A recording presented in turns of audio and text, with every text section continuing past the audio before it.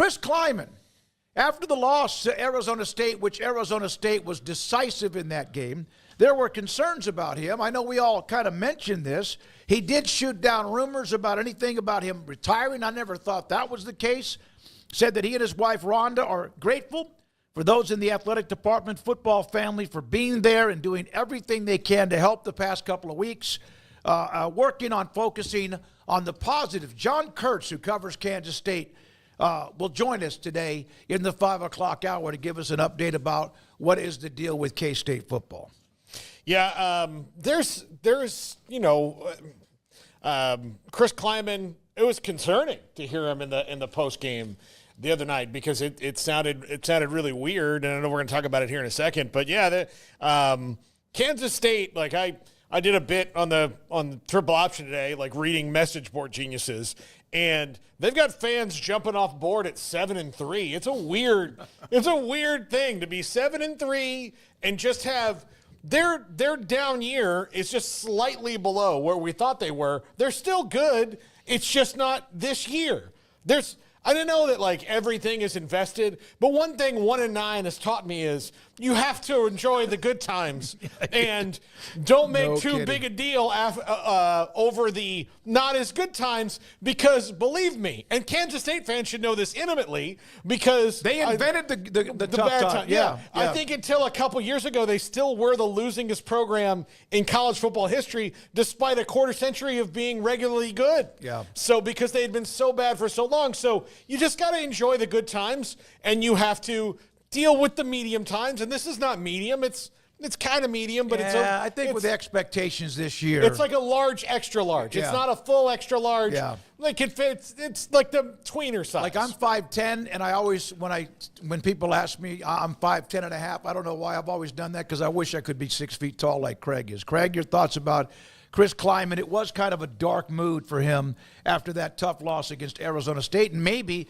it was just because of the way his team was beaten up. Yeah, I think we've kind of danced around what he actually said. Like, we mentioned it 100 times in the last 2 days, but we haven't actually talked about what he said. So he was in his press conference, and towards the end of his press conference, he starts to get emotional and talking about how tough the last few weeks have been, and just that it's been a lot. And he's like lip quivering and just very obviously emotional. Like, I mean, that's the best word to use. And it was just sort of ominous and confusing. And we know that he's had health issues, but we haven't really heard anything detail-wise since then. So to see them lose and then him turn around and behaving like that in the post game, you just were a little bit worried that more was going on than we were privy to, and that's fine. We don't have to be privy to everything, but my gosh, if it's something serious, then that's what the concern would be. And you leave it open-ended like that, and you have a head coach who's like borderline crying after a loss, and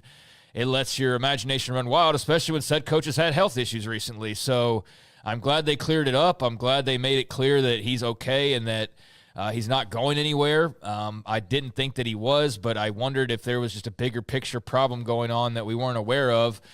So to have that, wonder build up to the point where they felt the need to address it, it's good that they did, and I'm glad that he's all right. And I know it's been a tough year for Kansas State by their standards, but they are still going to win probably 8, 9, 10 games, and I think that's pretty much all you can bank on year to year if you're a K-State fan or a fan of most programs. I mean, anything more than that, and you're in a rare air, which they've been very successful, but I don't think any Big 12 programs in that stratosphere right now. So, yeah, I mean, 7-3, you are going to double up his worst year that he ever had, which was 4 wins back in the COVID season, and his worst seasons other than that are 8 wins. So you're going to hit that and probably surpass it because you've still got 3 games left. So you only need 1 more to match his lowest win total. I think you're living life pretty good in Manhattan, Kansas, but I get that expectations are high, especially after last year. But still, they're in a really good spot as a program, and I'm glad to know that he's going to be leading the way for a while. John Kurtz again today at just after 5:10, around just after 5:10, just after 5 today with us on 365 Sports. Tom Fornelli put this out yesterday evening. I reached out to him and asked him if he was available because I agree with this comment, and there's different levels of how you could agree or not. I swear I was told the reason so many people wanted an expanded playoff was so we could prove it on the field.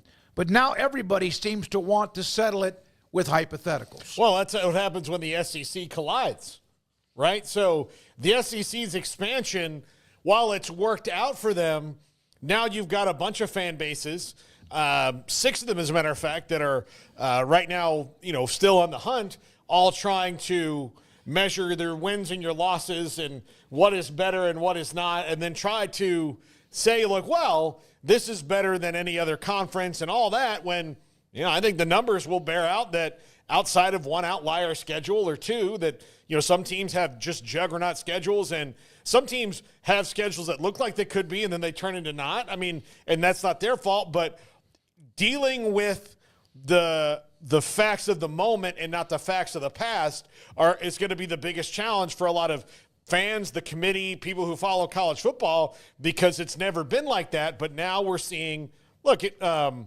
nobody rolls into Dallas anymore intimidated by Tom Landry, right? But for some reason, and so nobody thinks about, oh my God, Jerry Kramer played here at Lambeau Field. There's mystique, there's all that. They just go and they play.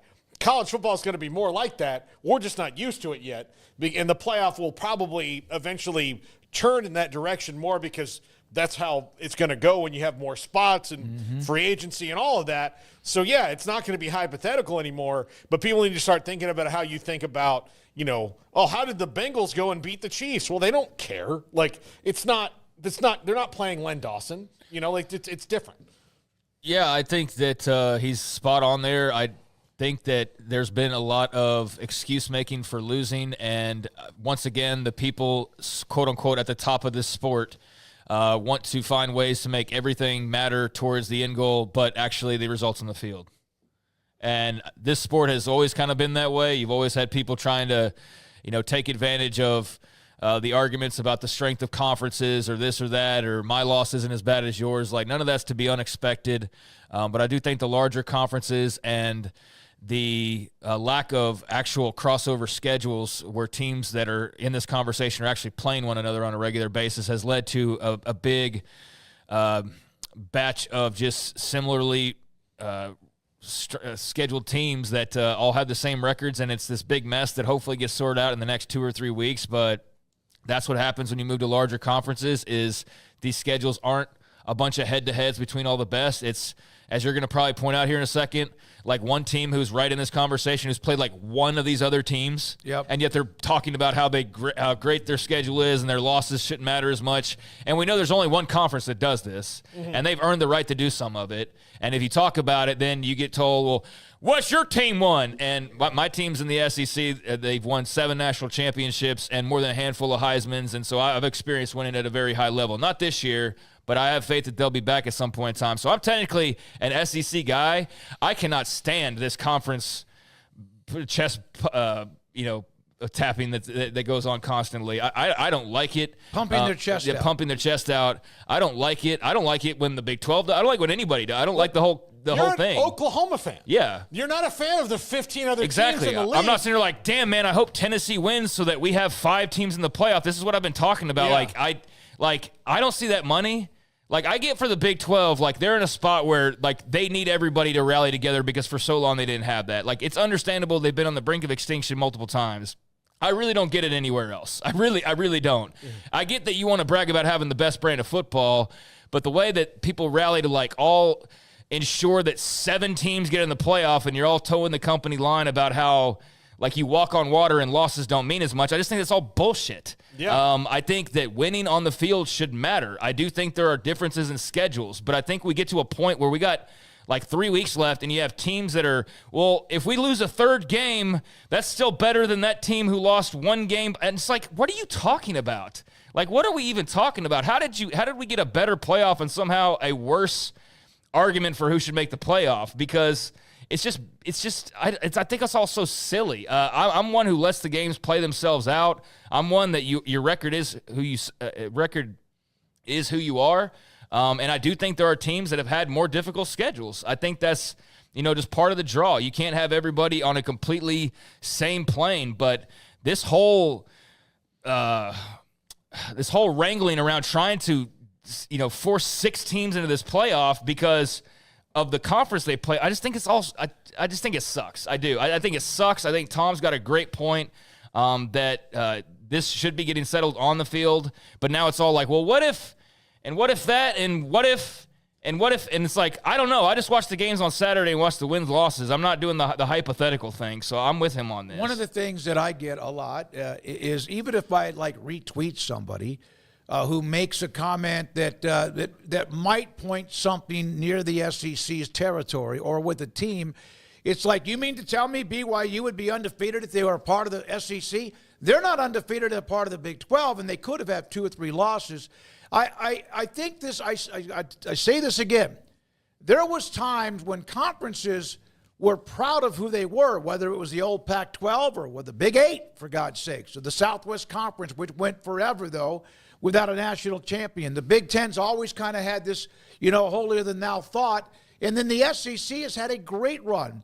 But you can't guess what would happen unless you actually play the games. Now, here's a note. Speaking of that, Matt Hayes. Now, I know what's going to happen here because we're talking about the SEC. These teams are all really good, and perhaps everybody on this list could win the other conferences. I think that could happen. But 6 teams, it appears, trying to figure out who's going to go to the college football playoff. This is the one that startled me. And it's not your fault who teams are the year you play them. But Texas has played one of those 5 among Alabama, Georgia, Ole Miss, Tennessee, Texas, and Texas A&M, and lost by 15 at home to Georgia. A&M hasn't played any of them. Now, again, that's part of the algorithm of how the conference schedule is released and how you play them. And next year, whoever you played this year at home, you'll play them on the road next year. I get all that. But that's kind of staggering. And then you know that Georgia's played Alabama. Georgia's played Ole Miss. Georgia's played Texas. And then, some teams have had tougher schedules than others. But that's Tom Fornelli, his thought. But it is supposed to be about how you prove yourself on the field and not about, but. And so glad we brought that up today. Well, here's the other thing. Part of the reason that the SEC doesn't want to prove it on the field, or the Big Ten, they're a little quieter about this, but that this feeling's the same, is that if you do prove it on the field and you lose. Oh, we want to be there. Then Georgia, Texas, and the Sugar Bowl. Our backup right guard was hurt. Yeah, I mean, then there are those. Those things. It's not like they're not dominant and they haven't won numerous national titles. But it's kind of interesting that if they lose a bowl game, we wanted to be in the championship game, so we're just kind of half-an-assed this week. That's not. That's so. You know what? You win your games you play. Here's what the SEC is. They invented the light bulb when it came to the conference, promotion and all that. So they're Thomas Edison. That was the only place you could go get light bulbs for a while. And Thomas Edison, historically, every time somebody else said, "Oh, I can make a better light bulb," he's like, "The hell you can," and he would pull some stuff to throw them off. He had a very huge rivalry with Nikola Tesla. All those things. So the SEC right now is Thomas Edison trying to stop everybody else from building their own light bulb. Look, man, I think the SEC is the best conference in America, and I don't think it's particularly close. I think they could very well have 6 teams that deserve to be in the playoffs. So even if they were to get 5, some people might think that's too many. That might not be enough. I totally understand that rationale. I just am not on board with every time you have any mention of anybody else getting any little bit of a bite of something of the meal. It's like some hypothetical pops in. Well, you think Tennessee wouldn't beat BYU by 3? It's like, I don't know. Can we have them play? You don't even want them to get in the playoff because you need 7 teams from the same league to get in. So, that's the thing is, let's settle it on the field, and more often than not, they have the bragging rights. They deserve it. But, all the hypothetical stuff, and I know we've got 3 losses, but you mean to tell me they wouldn't be favorites at Oklahoma? It's that's the part of it that I know is mostly social media stuff, so that's why I basically stay off it entirely at this point, but That is what drives me mad, is if we did the hypothetical, guess what? There would never be a down year. And the way we've been programmed, there never is a down year, even when there is a down year, because it's just hypotheticals, and the the louder crowd's always the one that typically sides with that side of things, and so it's just more of what you hear more often than not. And it doesn't hurt when you have a network that is damn good at covering college football that has their own best interest, and yet it doesn't always make sense because they also have rights to the ACC and the Big 12 and other conferences too. So the SEC conundrum goes, well, when you've been in a conference together for 124 years, it means more. Now, you're kind of joking. They started in 1932. How many of the teams that are a part of the conference now were there when they opened the conference in 1932? Well, 4 of them for sure weren't. Well, Recent Missouri, A&M, Texas, and Oklahoma. South Carolina wasn't, I don't believe. Nope. Alabama, Auburn, Florida, Georgia, Kentucky, LSU, Ole Miss, Mississippi State, and Tennessee and Vanderbilt. That's the one I could have named off. I think that's 8 or 9. I could have named those off because I can name out the old conference teams more than I can even sometimes the new ones. It's a different animal. Conference realignments changed that. It is a phenomenal conference. They've won a bucket load of national titles, and you can blame a lot of teams along the last 20 years or so for letting it go from a nice run to what has been almost a dynasty run within the conference itself. It's all well-deserved, and a lot of the bragging rights are, and the passion is unmatched and unparalleled. All those things are true. It can also be true that it gets nauseating to hear it all the freaking time, and I think that's where a lot of people are of where, oh, great, we got this expanded playoff, and now what happens as soon as we get started? These teams that maybe have a loss are pinned up against the deck like, you better not even sneeze wrong. You're out of the playoff. And then you watch, and there's multiple teams in that league that they've already got 2, and they're like, this is why we're better than the team that and that's the part that I think is just aggravating. It's understood. The greatness doesn't have to be, touched upon any further. Like everybody acknowledges you're the best, but and you've also gone out and earned it, but it's just a matter of like, can anybody else like breathe and have an opportunity without there being some sort of like fit thrown of why there's not 3 times more for you? It's exhausting, quite frankly. Yeah, and the deal about, well, if BYU was in the SEC or whatever, but they're not. They're not. And they've only been in the Big 12, by the way, for a couple of years. And so, but if you're going to have a super conference, and we know you want to take over the world and you invented football, I get it. But just a couple of notes. Tom Fornelli, I thought that made sense. There have been some weekends where I would not leave my TV. I mean, there have been one banger after another, 3, 4, 5 games in a row. But there have been a couple of weekends when you're like, I'm searching for something. Now, last weekend you had Georgia, Tennessee, and a couple of other games too, but not always just in the SEC. Here are the teams and their records against others in the what are called the P4 conferences and records against opponents who have winning records.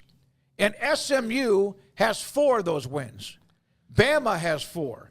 Then you see some of the teams that, of course, also have not lost. Now, BYU, they now have the 3-1 because they just lost to Kansas. Notre Dame unbeaten. Their loss, though, was at Northern Illinois. So you look down that list. Not many people have more than either 0, 1, or 2 wins against other conferences, other teams in other power conferences who have winning records because there aren't that many that play each other. But SMU and Alabama at the very top.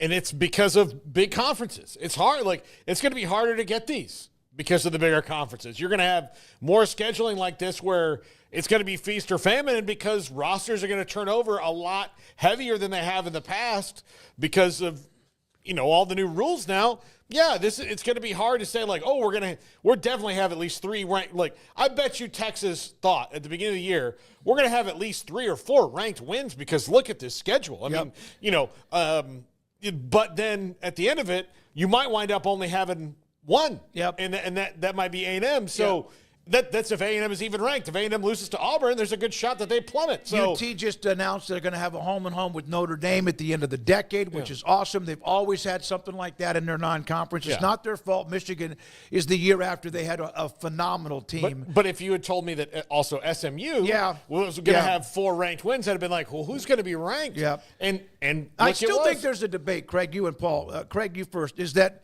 should you get credit for where a team was ranked when you beat them, or should it be where they are when the season is over? Or should it just be, well, who was somebody ranked, let's say 12th, that's no longer ranked, and what happened to them? I mean, it depends what argument am I trying to win. I mean, that's how it's applied. I mean, what am I trying to prove? That's the angle that I'll take. I don't know. I think that ultimately it should probably boil down to who's in there at the end when you're actually counting those wins that matter. Like, why would a top 25 win for some team that's not in the top 25 and hasn't been for 6 weeks count the same as one for a team that's in there right now? Yeah. You know, when you've played 10 games and teams are actually who they are. Now, then here's a problem, like with everything else. Well, our quarterback was healthy then, and now he's not healthy. So it was a top 25 win then, but it wouldn't be. And so, like, that's where you get into this gray area where the conversation never really has a true end because there's all these variables. So, again, it depends on what you're trying to argue, I suppose. I think if you're starting to apply those, and let's say the committee rankings week 10, I think you apply the teams that are in there right this very moment. But I do know that you may have played the number 5 team and their quarterback got hurt, and they would be a top 5 team still, or at least a top 25, but if not for that injury. So that should still count, but it wouldn't. So, like, that's why, again, there's no exact way to do it where there's not an asterisk of some sort. So that's why everybody does with it what they want to do to win the argument that they have. But, yeah, I think it should be, if we're talking top 25 wins now, I think it should be probably the total just to cover all the bases versus, you know, at the time, because then you do run the risk of those teams who, you know, were rightfully so, but are no longer for whatever reason. Here's an example. Oregon, unbeaten. They did survive against Wisconsin recently. And Wisconsin, remember, has been kind of a mess of late, but they won. No matter who you are, even the most dominant teams ever, maybe there's 5 in the last 25 years that just never were threatened. But for the most part, you're going to need a tip pass knocked down in the end zone or a last-second field goal against no matter what the record is. Oregon has wins officially for right now, based on the poll right now, against teams that are ranked in Ohio State and Illinois. Illinois was 20th when they beat them by 29. Ohio State was 2 when they beat them back, what was it, in September, 32-31. But guess what? They beat Boise State when they were unranked. And now Boise State's inside the top 15. So, to me, you get credit for that. You beat a team that is not top 25 when you played them, but they are right now. So, that's how it can, like, it's almost like a, I don't know, like a slink. I think you should get credit for the wins at the end of the year when it matters. Like, who are these people and who are they in their whole record? Because if you're giving, let's say Georgia Tech was in the playoff mix. They're not, but they have a win over the number 9 team in the country. Is that the number 9 team in the country they beat week 1 in Ireland? God, no. No, that's a great point. They're 1-9. Here's the thing. Yep. So let people get exposed for being good or bad, then give them the credit for that and saying, well, they have these ranked wins now. That's also a misleading stat because, yeah, they've beaten these teams that are ranked, or is it a current ranking, or was it when they were? I prefer, okay, what are you right now? What are you at the end of the season? Just because that shows you. It's who, you're right. It's who Florida State is this year, not who they've been the last 30 years, or Notre Dame, or Michigan, or whoever. It's who are they now? I mean, so, look, when Miami beat Louisville only had 1 loss. Well, now they have 4 total losses. Yeah. So is that the same? Should that count the same? I don't know. I mean, that's the problem. Is definitely the preseason rankings are a lot of times BS, and so you're getting credit for beating a team that had absolutely no business being in the top 25, but that carries you throughout the entire year and counts because they recruited well in the offseason. So you got a top 25 win from a team that didn't deserve to be there because a bunch of media that doesn't know, because you're just ranking teams based on nothing other than info. And some of them are, yeah. Well, I mean, nobody knows exactly. No, you're basing it off recruiting rankings and like the season before and who came back and who didn't. So there's a lot of teams that have absolutely no business being in that preseason top 25 that end up there, and that counts, like Florida State being a prime example of that. Well, should that count as a top 25 win at all at any time of year this year? Absolutely not. So, yeah, if you're going to do it any kind of way, then probably at the end of the year. But again, that'll just open the door to, well, Florida was ranked when we played them, but DJ Lagway broke his leg, and they've lost 3 straight, and now they're not in the top 25, but they were when we played them.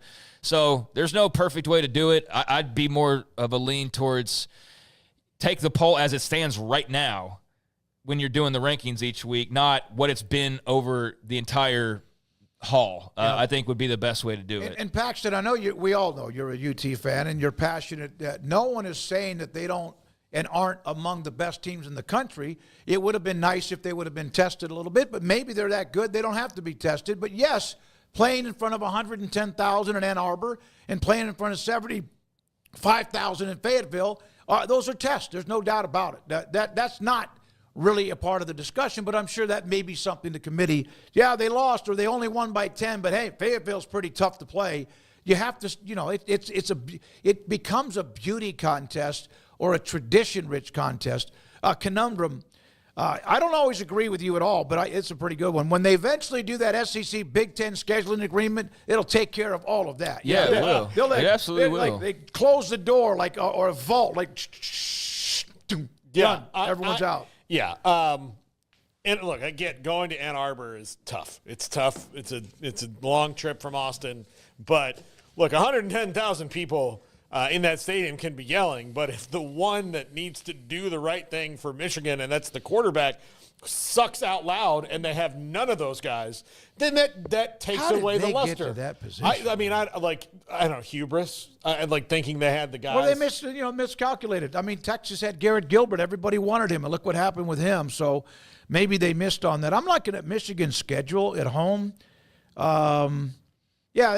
Their losses have been at Washington, at Illinois, home against Oregon, and then at Indiana. So they have, for the most part, protected their home turf. It's like USC was once in the top 10. Who are they now? Even if you had beaten them early in the year. Congratulations. It's been a tough year at times for Clemson. They've weathered most of the storms. And I was watching last week. They're done, right? They're losing that game. And then all of a sudden I look up, as I think I was trying to finish off a little bit of some sausage and queso dip, and there goes Cade Klubnik with a powerful, almost thoroughbred type of run to win that game and beat Pittsburgh 24-20. He is this week's Earl Campbell Tyler Rose Award Player of the Week. And what a game. He's never won the weekly award before, right? I don't know that. Craig, I mean, do you he remember? might not this year. I don't even really agree with this one this week, but he hasn't won it this year. He had a good game, but I feel like it was some heroics at the end and not so much a great game overall compared to some others on that list who had actually great overall games. Klubnik had a really nice game and played hero at the end with a long touchdown run.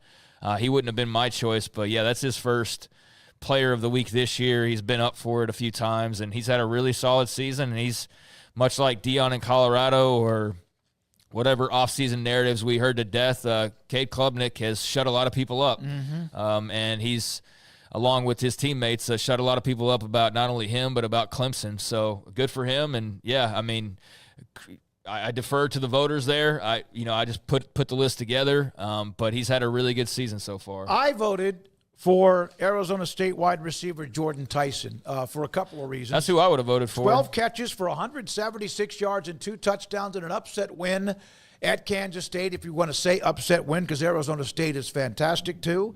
And then I put a quote when I voted from Chris Klieman saying that Jordan Tyson is the best receiver he's seen in the conference. And I don't know if he meant the last 20 years or how long he's been a part of it, but he had a monster game and a big win, too, and vaulted them inside the top 25. And there might have been 6 or 7 others that could have gotten the vote, but nothing against Klubnik. He had kind of a Heisman moment. He's not in that discussion with the run, but I had voted for Jordan Tyson of Arizona State. Yeah, I saw J.J. Joe actually complaining on Twitter towards the Big 12 about Bryson Washington, quote-unquote, getting snubbed for Offensive Player of the Week. And I understand his points, but Bryson Washington plays running back and gets a lot more touches. And I think that if you were just to go the numbers game, then that's why the Heisman's always the quarterback or it's always the running back. And receivers have to go so above and beyond to get the same level of credit, even though they're getting far fewer touches. So, yeah, to me, 12 catches, 176 yards, and 2 touchdowns.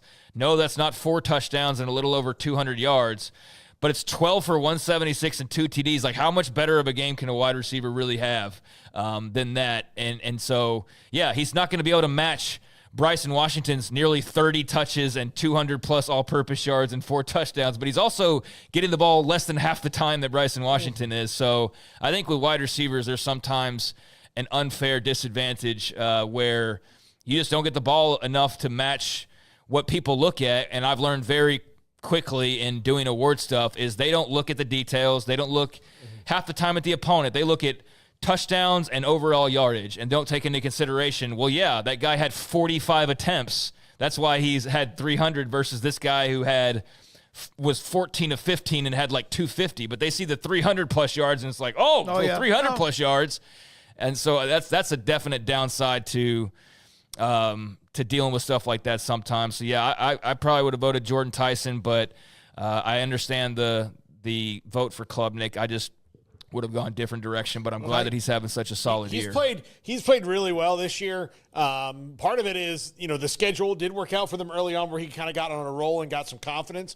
But the biggest thing was that Dabo Swinney actually let Garrett Riley run the Garrett Riley offense and not making Garrett Riley run the Dabo Swinney offense. That's, I think, was the big problem last year. They're a little bit better at the skill positions than they were a year ago. They still could get better all over the place, but Cade Klubnik is I think he's exactly what he was recruited to be, and he's really good. The supporting cast is not what Deshaun Watson had. That's to me is where Clemson's different. I had to remember that Clemson actually 7-1 in the conference, SMU unbeaten, 6-0 for the Rhett Lashlee and the Mustangs, and Miami at 5-1. So they're in really, really good shape. They have South Carolina's in a rival game to close out the year, and they play the Citadel from South Carolina in a game coming up this weekend. Ashton Genty, Kim Coulter sent this to me last night, feeling very, very bombarded by me talking about Ashton Genty and how unbelievable he is. I have not voted yet for the Heisman Trophy. Honestly, I don't know who I'm going to vote for. I'm going to wait until the last day, and then I'll turn in my ballot. But I do think Ashton Genty, Travis Hunter, and a couple of others are absolutely going to be a part of my ballot. Ashton Genty, and one time in the last decade, a running back has surpassed what is 100 forced missed tackles in 1 year. The great Bijan Robinson had 104 in 12 games in 2022. Ashton Genty has 105 in 10 games so far through 2024. Now, Kim and Paxton and a couple of others yesterday was, but what would he do against other type conferences, the Big Ten or whatever? Because, in my example, was against 2 top 25 teams. He has almost 400 yards combined, and I think 6, 7, or 8 touchdowns against Oregon and then also against Washington State. You know what he would do? He would do that. Maybe not to the level, but he would do something like that. If he was playing at Georgia, everyone would be like, this is the next Herschel Walker. Yeah. They'd be all over him. Talent is talent. And I promise you that dude, and we even know this, he's kind of said it, that people came at him, and said, hey, do you want to leave Boise State? He could have made a bunch of money going to a power conference and stayed at Boise State, and I'm sure he's taken care of well there in the Boise community, as he should be. But if he was in any other conference that it was in the power, it would be a bigger question between him and Travis Hunter, because you wouldn't have that same he's at Boise State. With all due respect to Boise State, they obviously have very good people on offense, but he would have even maybe better rated linemen around him. But that's not fair to Boise State. In about 5 second halves. Yeah. Oh, yeah. No, quite a bit. Craig? I think he's definitely deserved all the attention that he's gotten and will be in New York, and I think that's, bare minimum what he's earned at this point. I do think Travis Hunter has been marketed better, and I do think people are more wowed by the dual threat nature of Travis Hunter, and I said this yesterday, and I didn't really probably deliver it as well as I could have because I didn't really know how to explain it. But I just feel like with Travis Hunter, we're just told how good he is on defense, but I don't know how many people really know how good, like in the course of an actual game and the week to week, like we see him catch his 1 or 2 touchdowns, right? We see him maybe get an interception or something, but we just go gaga over the entire game, and it's like, but did we ever count like when he got beat by somebody? Like, how does that count versus, because it's such a unique thing that it's not just stats, right? So it's like, for all we know, he could be having a bad game covering guys. Yeah. We just don't know that. Yeah. Because he just gets his touchdown at the end of the game and they win, and we're like, okay, well, he was great then, right? Right? And it's like, I don't know. Yeah. I'm not watching him cover guys on every single snap. So that's part of it to me that, like, with Travis Hunter is, I don't know how much we're paying attention to exactly how he's performing, but the stats are amazing and the highlights are great. And I'm not taking away from him at all. Like, if he's the Heisman Trophy winner, I won't complain about that whatsoever. But I do think there is like a marketing aspect to this that Ashton Jeanty does not have. And I think that's going to probably work against him in the long run, and the fact that he's from a smaller school. So, well, you know what? They've got games to win, Colorado. He did have a couple of plays last week that were kind of like, if you wanted to look at a Heisman moment, you got to have those. Ashton Jeanty's got a few of those too. but how many people could name his head coach? Ashton Much Jeanty? much less see his head coach on TV every week talking about him and giving the Heisman speech. You know what I'm saying? Mm-hmm. Or his quarterback, for that matter. How many people can name Boise's quarterback? I can, but I know most people can't. Mm-hmm. So, like, there's just such a different level of attention on Travis Hunter and a campaign behind it that Jeanty just simply does not have. He's the cute running back on the team that nobody respects to the same level they respect the quote-unquote power schools.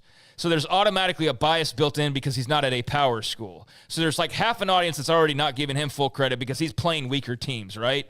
And so there's already that you're going against. But then I think there's also just the machine that is Colorado, and the fact that they are having so much success, and the fact that Travis Hunter is, like, it feels like at least averaging like a pick and a TD every week now at this point. So it's all amazing.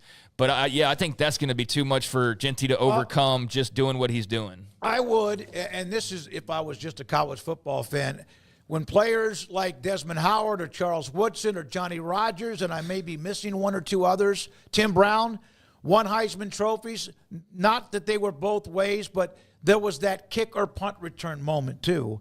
And I think Travis Hunter would probably have 2 or 3 of those if he was returning kicks or punts for Colorado. Yeah, but I'm not critiquing him in any way. No. I'm not taking away from him at all. What happens is we see 3 or 4 really good players or teams, and we want to like for some reason not acknowledge they're all really good, and we start to take little pot shots at everybody else.